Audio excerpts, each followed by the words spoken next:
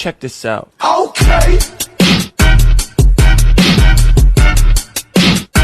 I look good. Okay. On the street and I got my swag on. Okay. Get the money, gotta get my bag on. Okay.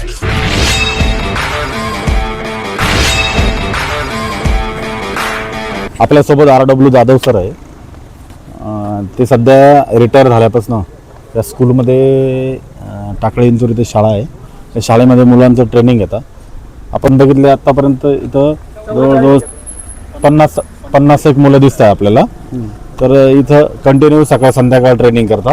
त्यामध्ये सगळे मुलं high jump क्रीडा प्रकारवालेच का? High jump 4x100 metre Relay, relay, हा. Shot put, अच्छा. या 3-4 खेळ प्रकार करतो आम्ही. जास्त काही करत नाही कारण मैदान पुरेसं नाही आहे.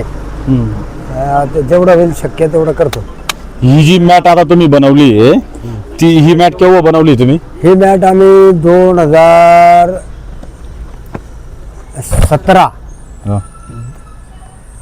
नाही 17 नाही, मला वाटतं 2021 मध्ये कोविडचा कालखंड संपल्यानंतर जे आर्मी मध्ये आमचे स्पोर्टचे जेवढे मुलं भरती झालेले त्या मुलांनी सगळ्यांनी वर्गणी करून आपण सुट्टीवर आल्यानंतर आपल्याला या मॅटचा वापर करता येईल अशा हेतूने त्या सर्व मुलांनी एकत्रित वर्गणी करून काही कमी पडले थोडे मी टाकून ही आम्हाला त्यावेळेला 39,000 रुपयाची मॅट आहे. त्यावेळेस बनली तुम्हाला ही? हो. ती भुशाची मॅट कुठे आहे आता? ती भुशाची मॅट आता आमच्या एका मुख्याध्यापकांनी तिचा जाळून खाक करून टाकली. ती सांगायला वापर त्यावेळेस वापर होत नसेल त्यामुळे वापर होत नसावा. माझी बदली झाली 10-12 दिवस. त्या 10-12 दिवसामध्ये त्या सरांना काय त्या डोक्यात आली काय माहित नाही. त्या बदली झाल्यानंतर परत तुम्ही तिथे त्याच शाळेत गेला? त्याच शाळेत परत गेलो होतो. ती मॅट किती साली? 2019. अच्छा, 19 साली. मित्रांनो, आपण बघतोय इथं पण इव्हिनिंग ट्रेनिंग सेशन चालू आहे आज. कालच सर्वेला म्हणजे रात्री मेडल आलं.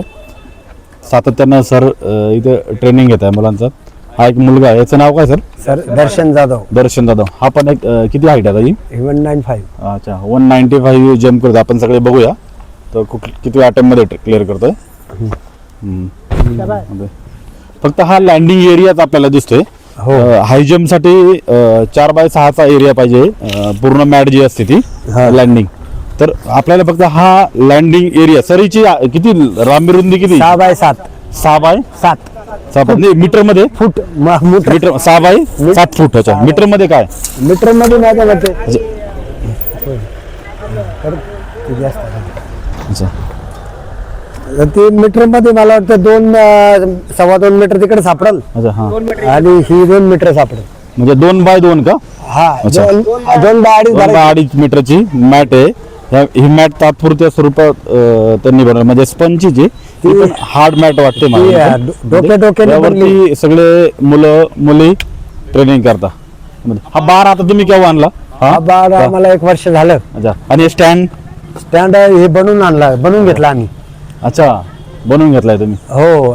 एक माझी एक विद्यार्थ्याचे वडील देवगावचे, तर त्यांचे मुलं आणि मुलगी या आमच्याकडं ट्रेनिंगला यायच्या. अच्छा. मग मी रिटायर झाल्यावर मला काहीतरी करायचं म्हणून त्यांनी ती एक मदत म्हणून त्यांच्याकडे पाईप पडलेले होते. मी त्यांना सांगितलं अशी मॅट मला आपला स्टँड बनवून द्या. त्यांनी तो बनवून दिला. किती वर्ष आले स्टँडला? या स्टँडला 5-5.5 बारला 1 वर्ष झालं. अच्छा. बार ब्रेक कंटिन्यू होत असेल? ब्रेक कंटिन्यू होतो, पण त्याला डागडुजी करून बार ब्रेक झाल्यानंतर कसं तो तुम्ही परत नवीन बार घ्यायचा? ते पोरं अटॅच करून त्याला पुरेपूर वापर करायचा. आणि जर असं वाटलं का आता हा पुरेपूर वापर करण्यायोग्य राहिला नाही, मग त्यावेळेला दुसरा बारची तजवीज गावकरी काही आहे सर, 2-4 जण बरोबर एकदम त्या बारची एकदम काय म्हणतो आपण भरपाई काळजी ते करून देतात. आता हा एक नवीन आणलाय, तो घरी स्पेअर ठेवला. आता हा तुटला होता. हा यावर्षी हा नॅशनल 2 वर्ष नॅशनल झाला. अच्छा, खेळला का? हो. शालेय स्पर्धा? हो. आणि हा आता ऑल इंडियाच्या तयारीत आहे. तुम्हाला सर्वेश हा केव्हा जाणारा? सगळे ग्राउंड वरती केव्हा यायला लागला? साधारणतः 7वी तेव्हापासून त्याला ती खेळायचा इंटरेस्ट आणि खूप मनापासून आवड त्याला का तो 7वी पासून तो इतर मोठ्या पोरांमध्ये सीझर पद्धतीने मारायचा अच्छा. आणि 2-4 उड्या मारल्या का निघून जायचा, पण तो इतर पोरांच्या तुलनेने त्यांच्या बरोबरीत त्याच्यापेक्षा वयोगृपने मोठे असलेल्या मुलांबरोबर मारायचा. तुम्ही ॲज अ क्रीडा शिक्षक म्हणून शाळेमध्ये सुरुवात किती साली केली साधारणतः? साधारणतः 2006. 2006 नाही, तुमचं जॉईनिंग जॉईनिंग माझं 94चं. अच्छा 1994 साली. 94 साली पहिली तुमची शाळा कुठली होती? जनता विद्यालय रामनगर, रामनगर. कुठं आलं हे? सायखेड्याजवळ अच्छा. बेरवाडी म्हणून. अच्छा हां. पण त्यावेळेस तुम्ही मुलांना जिल्हा स्पर्धेमध्ये वगैरे सहभागी करत होता त्यावेळेस? तालुका वगैरे अच्छा. स्पर्धेत सहभाग अच्छा, घ्यायचो सहभागी आम्ही. करायचे, हां. पण मग त्यावेळेला तिथं नॉन ग्रँट असल्यामुळं तिथं सुविधा किंवा साहित्य कुठलंच नसायचं. मग ते फक्त एंट्री टाकायची, इतर पोरांचं मानून आपण फक्त त्यांना प्रात्यक्षिक कुठंतरी दाखवायचं, तसं पाहून ते करायचे. पण खरी सुरुवात आहे ना 2000 मला वाटतं 2 पासून जनता विद्यालय मुखेड तालुका येवला या ठिकाणी तुमची बदली झाली. बदली झाल्यानंतर तिथून सीझर पद्धतीचे पोरं आणि हायटेड वगैरे शाळेला स्ट्रेंथ जास्त होती, जवळजवळ 1100-1200 मुलं.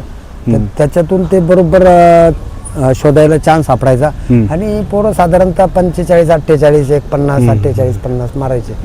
पण हे बहुतेक वेळा विभाग राज्यावर हे पोरं नेहमी जवळजवळ 7-8 वर्ष अपयशीच यायचे. मग हे अपयश पचवता मी बी थकलो आणि मुलं बी थकवायचं बंद करायला असं इच्छा व्हायची. मग मला थोडंसं लक्षात आलं का जर कॉम्पिटिशनला उतरायचं असेल तर आपल्याला फॉसबरी जंप मारणारे मुलंच तयार करावं लागतील, मुलीच तयार करावं लागतील, तर कॉम्पिटिशनला आपल्याला तग धरता येईल. अन्यथा आपण याच्या नादी लागणं सोडून देणं योग्य राहील. अच्छा. त्यावेळेस पण तुम्ही याच्यावरती मॅट बनवायचा त्यावेळेस रिसर्च केला? हो, मॅट बनवण्यासाठी मग नंतर रिसर्च केला आणि तो सक्सेसच झाला. तर त्याच्यात मक्याचे जे फोलकट आहेत तेच प्रभावी ठरलं. ते होतं माझ्याकडे बरेच दिवस, पण आमच्या एका हेडमास्टरने ते माझ्या बदलीच्या गैरहजेरीच्या पश्चात त्यांनी ते जाळून टाकलं. आता इथं आम्ही तुमच्याकडे बघतोय सगळे आपण की इथं पण खूप मुली दिसत आहे, मुलं दिसत आहे. इथं खूप मुलं आता हाय जम्पची पण तयारी करताय. यामध्ये काही याच्यातून पण तुम्हाला खेळाडू दिसतील पुढे? हो. आता हा एक नॅशनलच्या उंबरठ्यावर आहे. चांगले जम्प करतो. फॉसबेरी फ्लॉप टेक्निक. आणि तो एक 2 वेळा नॅशनल झालेला आहे. काय नाव त्याचं? दर्शन जाधव. आणि इथं आता त्या 4 मुली तिथं अंडर-19च्या 2 आणि अंडर-17च्या 2 अशा 4 मुली नॅशनलच्या उंबरठ्यावर आहे. आता तुम्हाला वाटतं का सर्वेश इतकेच हे खेळाडू पुढे जातील? जाऊ शकतात, पण त्यांना तसं क्लायमेट लागेल. अच्छा. क्लायमेट म्हणजे काय? एखादा सिनियर खेळाडू त्यांच्या कायम सहवासात पाहिजे. सहवासात असला. तुम्ही तर आहे ना सहवासात त्यांच्या? सिनियर खेळाडूंची काय आवश्यकता? मी आहे, पण मी खूप असा मोठा जो वेळ शाळेत मला देता येत होता तो वेळ आता सध्या मला एवढा देता येत नाही. म्हणजे सकाळी 2 टाइम करायच्या ऐवजी 1 टाइम करणं योग्य राहतं आणि ते मला चांगलं भावतोय सध्या. आणि रिटायर नंतर मला जेवढा वेळ मला यांना देता येईल मी तेवढा यांच्यासाठी. पण आता जेवढे खेळाडू दिसतात त्यावेळेस तेवढे खेळाडू सर्वेच्या वेळेस होते ग्राउंडवरती? रोज राहते नाही, असं एवढे दिसायचे? 12-15. अच्छा, 10-15 खेळाडू असेल. 12-13-15 बस, जास्त नाही. 18 पर्यंत. तर 14चे 17चे 19चे असे सगळे मिळून 18, 1, 20, 22. पण हायजम्पच हा क्रीडा प्रकार करावा असं हे तुम्हाला कधी भावलं? किंवा सगळ्यात महत्त्वाचं हायजम्प या क्रीडा प्रकाराकडे आपण जावं हे कशामुळं? हे मुलं ज्या वेळेला क्रीडा प्रबोधिनीमध्ये आपलेच ग्रामीण भागातले मुलं ज्या वेळेला जायचे आणि 6-7 महिने तिथं प्रॅक्टिस करून किंवा वर्षभर प्रॅक्टिस करून या मुलं आपल्या मुलांना एक चुटकी सरसा हरून द्यायचे. ती मला एक जिद्द आणि झोंबलं ते का बाबा असेच आपल्याकडचेच मुलं ग्रामीण भागातलीच मुलं पण इथं येऊन एवढी का करत असतील. तर लक्षात आलं का हे हातोनात कष्ट करतात, खूप प्रॅक्टिस करतात, हे पहाटे उठतात आणि ग्राउंडवर 4-4 तास हे वेळ देतात, घालवतात. म्हटलं हे 100% आपल्याला असे प्रयत्न जर करता येत असतील तर आपण या स्पोर्टच्या आणि हायजम्पच्या नादी लागायचं. अन्यथा ह्या गेम हा बंद करणं योग्य राहील. जर फॉसबरी फ्लॉपची जर सुविधा उपलब्ध केली तर आपण नक्कीच आपल्या पोरांना संस्थेला गावाला लौकिक मिळवून देऊ असा एक हेतू डोळ्यापुढे ठेवला आणि फौजबरीचं डोक्यात एक भरलंच आणि तिचा परिपूर्ण पाठलाग केला. नक्कीच जातील सगळे भविष्यामध्ये पुढं, कारण का तर आमच्या गावचे सेवानिवृत्त क्रीडा शिक्षक रावसाहेब जाधव सर यांनी ह्या गावामध्ये त्या ठिकाणी जो काही क्रीडेचा जो काही प्रसार आहे, क्रीडा कशाला म्हणतात याची जी काही जाणीव ह्या मैदानाला त्या ठिकाणी अगोदर नव्हती, परंतु एकंदरीत त्या ठिकाणी जेव्हापासून जाधव सर सेवानिवृत्त झाले त्यांचा एक चंग होता का मी जसा सर्वेश दादा घडवला त्याच पद्धतीनं त्या ठिकाणी ह्या टाकळीमधून सुद्धा एकंदरीत त्या ठिकाणी एखादा जो काही खेळाडू आहे तो खेळाडू त्या ठिकाणी घडवायचा आहे ही जिद्द उराशी बाळगून त्यांनी ही ते कामाला त्या ठिकाणी सुरुवात केली आणि कार्यक्रम किंवा कार्य करत असताना मार्गदर्शन करत असताना विनामूल्य त्या ठिकाणी ते सेवा करतायत आणि याचाच आम्हाला त्या ठिकाणी सार्थ अभिमान आहे.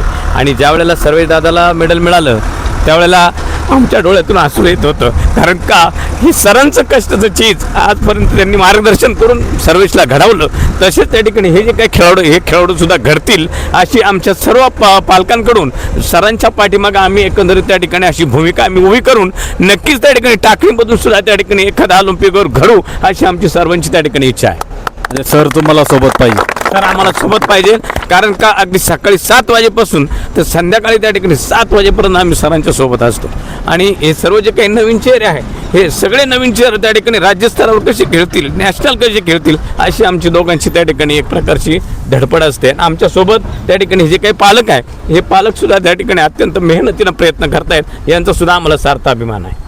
एकंदरीत रयत शिक्षण संस्थेचे इंग्लिश स्कूल टाकळी विंचूर विद्यालय या विद्यालयातून त्या ठिकाणी हे जे काही विद्यार्थी आहे हे विद्यार्थी खेळत आहेत. विशेष करून त्या ठिकाणी मला कुठल्याही प्रकारचं मी क्रीडा शिक्षक नसताना पण सरांनी त्या ठिकाणी मला मार्गदर्शन केलं. सर आज माझ्याबरोबर 5.5-6 वर्षापासून आहे आणि त्याच्यातून त्या ठिकाणी विद्यार्थी कसे घडवावे याचा एक जो काही आदर्श आहे तो आदर्श आमच्या उराशी आहे. सरांना त्या ठिकाणी आम्ही एक अशी भेट देतो की सरांच्या हातून अजून त्या ठिकाणी उत्तरोत्तर त्या ठिकाणी विद्यार्थी खेळाडू घडावं अशी अपेक्षा आहे. हे तर वेळ मागताय तुमच्याकडे.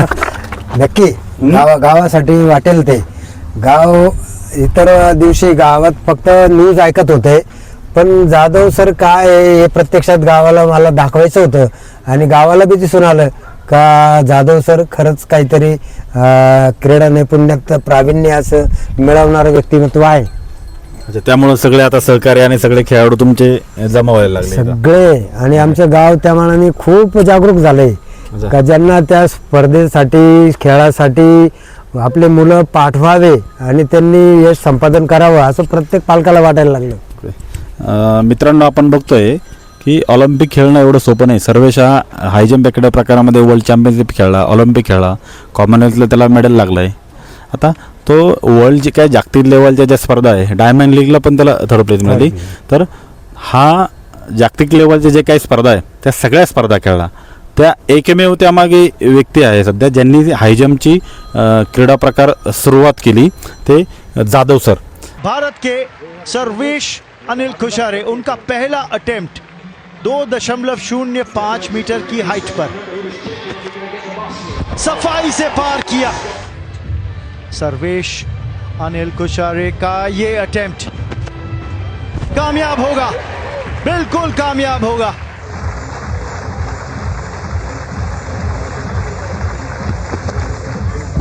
Clear KIA.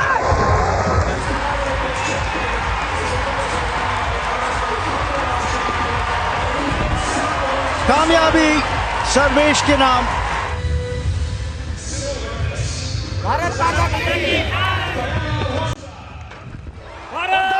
पेश करेंगे सर्वेश खुशारे ने 2.25 मीटर्स की ऊंचाई क्लियर कर ली है. नमस्कार मित्रांनो, आपण आता आलो आहे मराठा विद्या प्रसारक संस्थेचं DRD भोसले विद्यालय देवगाव निफाड येथे. ज्या संस्थेमध्ये ज्या शाळेमध्ये सर्वेश लहानाचा मोठा झाला, त्यातून त्याला जे काही धडे मिळाले क्रीडा क्षेत्रातले, त्या महाविद्यालय त्या शालेय स्कूलमध्ये आपण आहोत, त्या विद्यालयात आपण आहोत. पण तुम्हाला आज शाळेची आठवण नक्कीच. या शाळेला कधी विसरू शकत नाही अशी शाळा आहे ती. आणि ज्या शाळेचं नाव इतिहासात रेकॉर्ड होईल अशा शाळेचा कोणाला अभिमान नसावा, सगळ्यांचा अभिमान राहील. पण ज्यावेळेस तुम्ही या शाळेमध्ये बदली झाली तुमची, बदली झाल्यानंतर तुम्हाला पहिल्यांदा तुम्ही इथं आल्यानंतर काय पहिली प्रतिक्रिया काय होती? ग्रामीण भागातली शाळा आहे आता एवढं लांब काय? आणि इथं आल्यावर असा एक छंद होता का ज्या शाळेत जायचं त्या शाळेत काहीतरी ठसा उमटून जायचं. मग मुखेडून माझी बदली मी देवगावला करून घेतली. का बरं केली? का मला आता तालुक्यात काहीतरी करायचं आणि तालुक्यात आपल्याला लौकिक काहीतरी पोरं घडवून आणि आपल्यालाही लौकिक प्राप्त होईल, संस्थेला लौकिक प्राप्त होईल, गावाला लौकिक प्राप्त होईल, मुलांनाही फायदा होईल, अशा सगळ्या विकास दृष्टिकोनातून विकसित विचार करून इथं ज्या वेळेला आलो त्यावेळेला लक्षात आलं का आपल्याला खूप काम करायचे. मग इथं 2 वर्ष असे तसे गेले आणि 3ऱ्या वर्षी पालक मेळावा होता. त्या पालक मेळाव्यामध्ये इथं आमचे कबड्डी प्लेयर होते जुने. त्याच्यातला एक जण पालक मेळाव्यात गेला बोलून, माझा मित्र.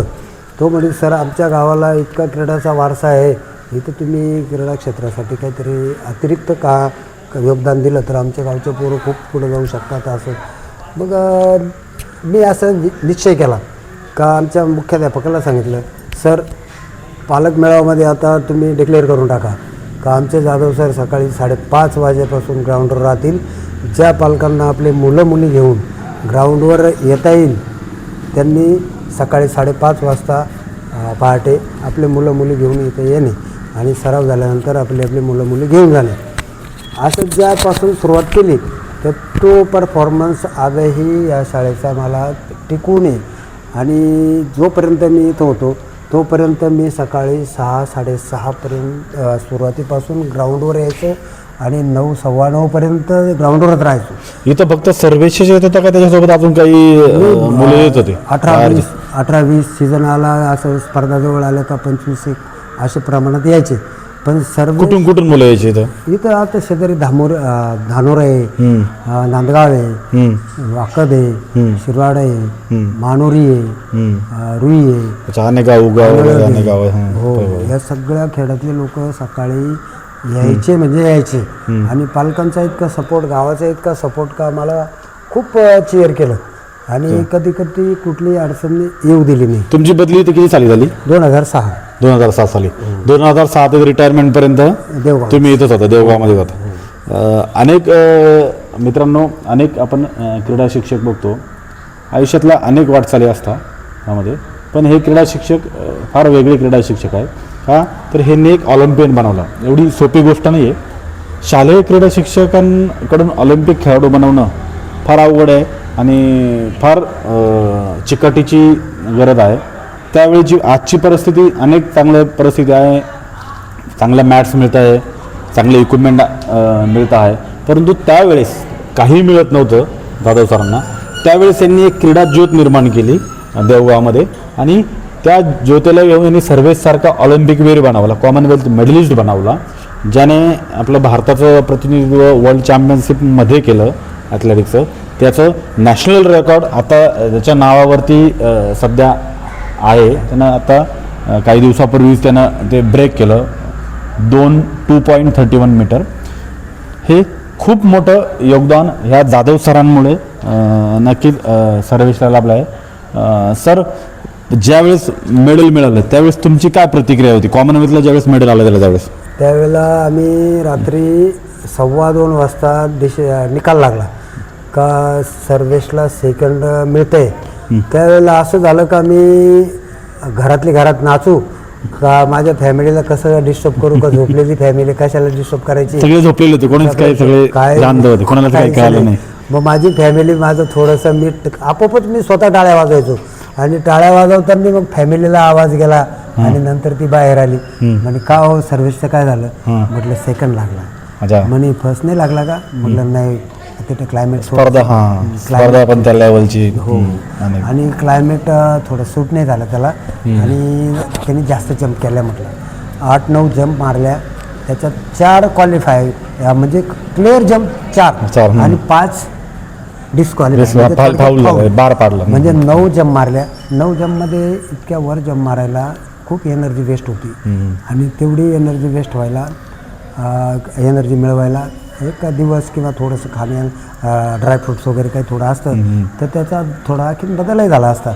पण मग अशा ठिकाणी स्पर्धा राहत्या का तिथं ड्रायफ्रुट्स वगैरे शक्यतो आतमध्ये उपलब्ध नसतात. लगेच खाणं मिळणं मुलांना हे शक्य खेळाडूला हे होतं. मित्रांनो, खरोखरच कौतुकास्पद बाब आहे. आपल्या एक छोटासा एक क्रीडा शिक्षक काय करू शकतो, क्रीडा क्षेत्राची कुठपर्यंत भरारी घेऊ शकतो. खरोखर जाधव सर एक नवीन पिढीला किंवा नवीन क्रीडा शिक्षकांना अक्षरशः प्रेरणादायी आहे. जाधव सर, एक तुम्हाला प्रश्न विचारतो. आता शासनाने क्रीडा शिक्षक आता बंदच केले ना, तुम्ही रिटायर झाले, पण तुमच्या जागेवर तिथं कोणी आलं का क्रीडा शिक्षक म्हणून काही? एक मॅडम दिलेला आहे. अच्छा हां हां. पण पण जे काही नवीन आता जे काही शासनानं चालू क्रीडा शिक्षक, जिल्हा परिषद शाळेत आपल्याला क्रीडा शिक्षक दिसत नाही किंवा कुठंच काही दिसत नाही. कुठंच नाही. पण यदा कदाचित शासनाला तुम्ही काय सांगू शकाल? शाळेत क्रीडा शिक्षक हा शाळेचा आत्मा असतो, असं पूर्वीपासून मी शाळेत असताना बी तेच ऐकत आलो.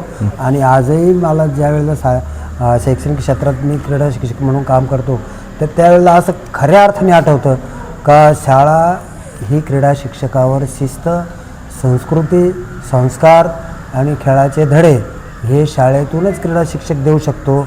आणि क्रीडा शिक्षक नसला तर ती शाळा बहुतांश विकलांग, का ज्यातून पोरं घडण्याची, खेळाडू तयार करण्याची जी प्लॅटफॉर्म आहे, तो प्लॅटफॉर्मच कच्चा जर असेल तर ते मुलं शक्यतो कमीच परफॉर्मन्स. शासनानं इथं भरायलाच क्रीडा शिक्षक 100% भरायलाच पाहिजे. क्रीडा शिक्षक ह्या खूप गरजेचा आहे. पण भरताना बी शासनाच्या याला मी थोडासा विरोध करायला थोडासा घाबरल किंवा दचकल, पण क्रीडा शिक्षक भरताना बी तो स्पोर्टमधला जाणकार क्रीडा असावा आणि तज्ज्ञ एखाद्या क्रीडा क्षेत्रातला नावलौकिक प्राप्त असावा, नॅशनल मेडलिस्ट तरी असावा, स्टेट चॅम्पियन तरी असावा. असा जर क्रीडा शिक्षक असला तर नक्की मुलांना त्याचा नक्की फायदा होईल. 100% आपण नव्याने बघतोय की अनेक खेळाडू याच्यावरती उपोषण करत आहे. क्रीडा क्षेत्र आणि क्रीडा शिक्षक जे काही BPED झाले, MPED झाले, जे काही नॅशनल प्लेअर आहे, स्टेट नेट झाले, असे अनेक PhD होल्डर, अनेक लोक आजकाल विरोध करत आहे की उपोषणाला बसत आहे की यांना क्रीडा शिक्षकांच्या जागा या शासनामध्ये उपलब्ध करून दिल्या. जागा उपलब्ध आहे पण त्या भरल्या जात नाही. अशा अनेक गोष्टी आहे. आपण थांबूया. जाधव सरांचं योग्य मार्गदर्शन ते मुलांना करताचे आपण बघतो आहे. त्याबद्दल सर धन्यवाद. धन्यवाद. चला आता सर्वेश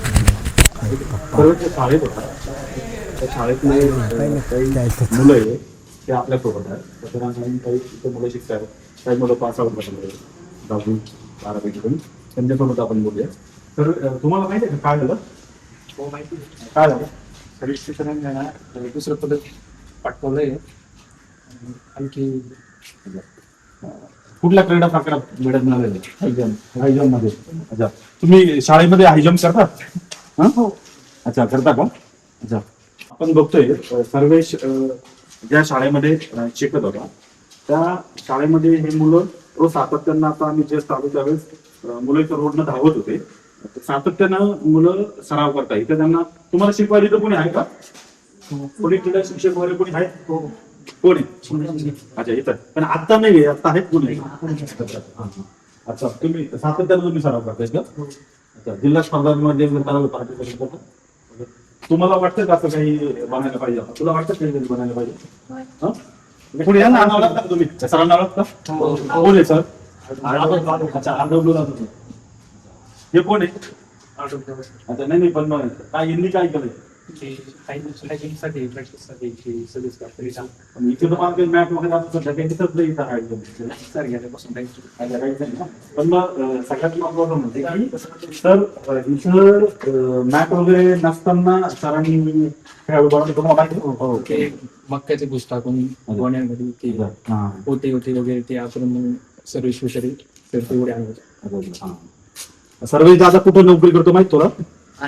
कुठे? कोणाला माहिती? पुढे आर्मी. अच्छा, आर्मी. 3 cheers for सर्वेश दादा. Hip hip. 3 cheers for Sarvesh दादा. Hip hip. 3 cheers for Sarvesh दादा. Hip hip. अवेलेबल. अभिनंदन तुमचं सगळ्यांचं. काँग्रेस. या सगळे सर, या चालू तो.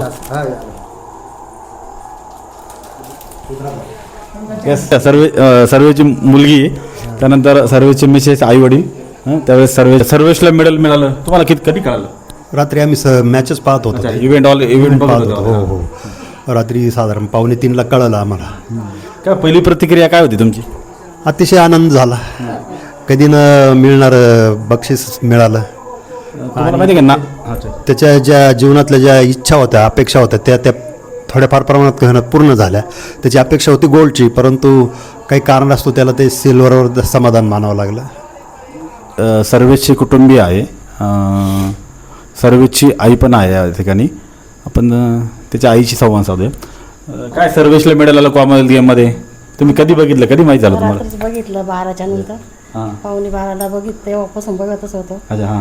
त्याचं बघितल्यानंतर आम्हाला खूप आनंद झाला. काय पहिली प्रतिक्रिया काय होती?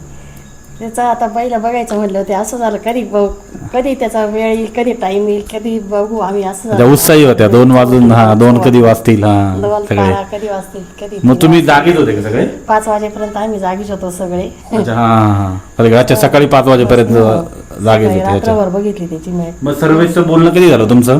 त्याने काही नाही बोलला नाही तो जास्त. अच्छा हां हां. काय मेसेज वगैरे घरी? 2 मिनिटं बोलला. तुला माहिती बाबांना मेडल माहिती तुला?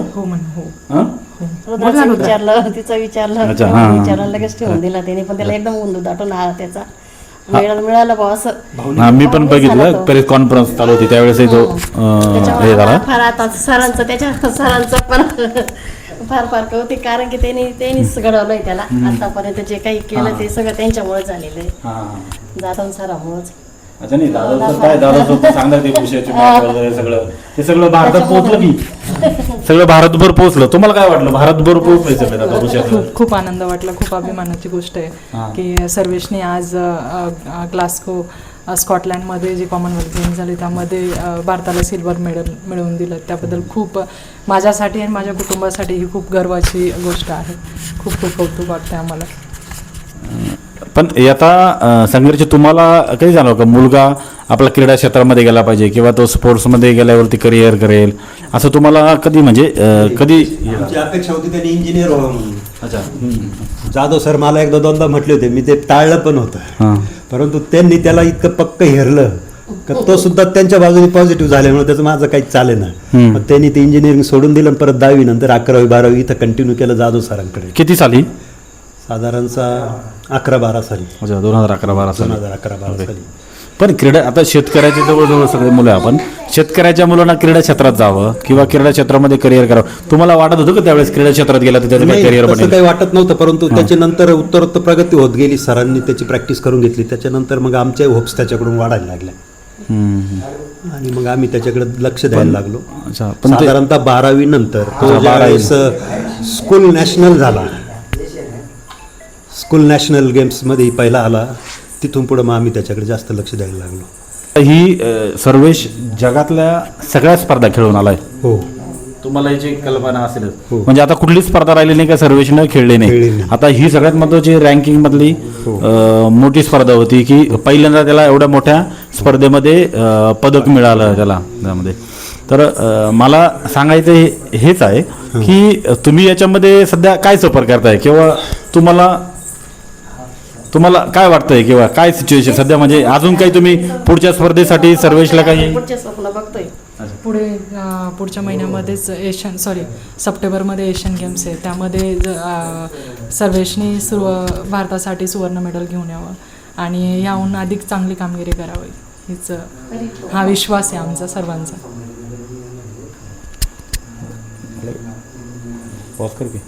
मुलं आहे त्यांना फॅसिलिटी मिळत नाही क्रीडा क्षेत्रामध्ये किंवा मग अशा सिच्युएशनमध्ये पण तुम्ही कसं काय सर्वेशवरती विश्वास घेतला का क्रीडा क्षेत्रामध्ये पुढे जाईल?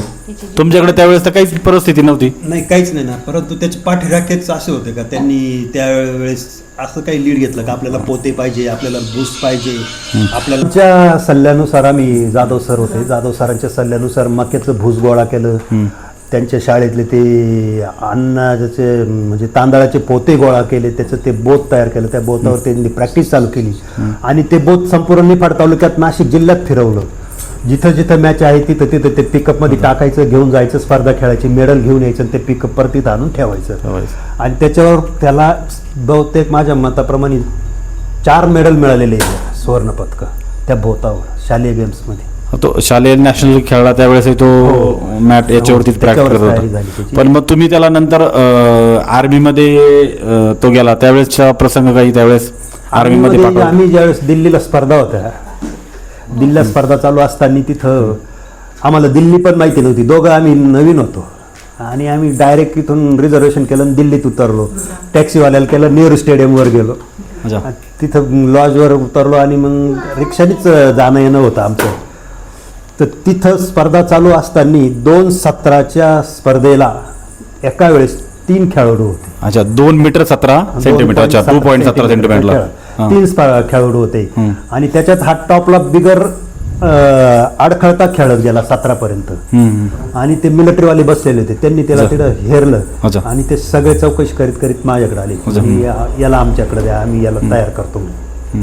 म्हटलं माझ्या हातात काही नाही, त्याचे सर आहे, त्यांना विचारा त्याचं काय म्हणणं पडतं काय नाही, त्याच्यावर तुम्ही त्यांची मुलाखत घ्या म्हटलं. मग त्यांचा नंबर दिला, ते यांच्याशी बोलले.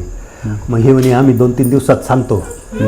नाही, आता जो आर्मी ज्यावेळेस तुम्ही सैन्य दलात भरती झाला त्यावेळेस तुमची पहिली प्रतिक्रिया काय होती? आपला पोरगा बॉर्डर जाईल, हे होईल, काय त्या प्रतिक्रिया काय होती? पुढं खेळायलाच तो असं वाटायचं, म्हणजे तो करीलच, जिद्दी होता ना तो, वाटायचाच वा हा हट्टी आहे, पूर्ण करीलच तो.